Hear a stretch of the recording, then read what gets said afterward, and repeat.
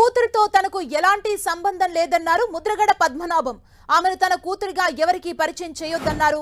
తన కూతురితో పిఠాపురంలో ఇంటింటికి ప్రచారం చేయించుకున్నా భయపడబోనని, బాధపడబోనని ముద్రగడ అన్నారు. ముద్రగడ కామెంట్స్ ని ఇప్పుడు మనం చూస్తున్నాం. తన కూతురితో తనకు ఎలాంటి సంబంధం లేదన్నారు ముద్రగడ పద్మనాభం. ఆమెను తన కూతురిగా ఎవరికీ పరిచయం చేయలేదన్నారు. తన కూతురితో పిఠాపురంలో ఇంటింటికి ప్రచారం చేయించుకున్నా భయపడబోనని, బాధపడబోనని ముద్రగడ తెలిపారు. మా అమ్మాయి నా ఆస్తి కాదు, ఎప్పుడు వారి ఆస్తి. మరి ఏమైనా చేసుకోనివ్వండి. అమ్మాయి వెనకాల ఉన్న పెద్దలందరికీ కూడా ఒక రిక్వెస్ట్ చేస్తూ ఉన్నాను.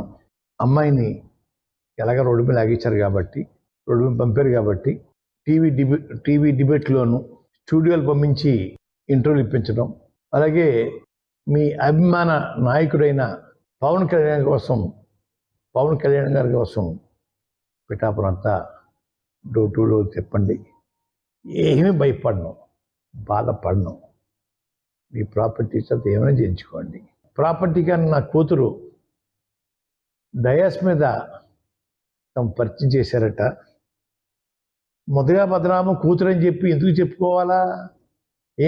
మామగారి పేరు, వారి భర్త పేరు చెప్పి పరిచయం చేయాలి తప్ప మొదగా పద్మనాభం కూతురు ఎందుకు చెప్పాలా? ఇప్పుడు మొదగా పద్మనాభం కూతురు కాదే, మొదగా పద్మనాభం ఇంటి పేరు లేదే. అమ్మాయికి సిగ్గు లేదా? పవన్ కళ్యాణ్ గారు, మా పేరు మీ డయాస్లో ఉపయోగిస్తావా?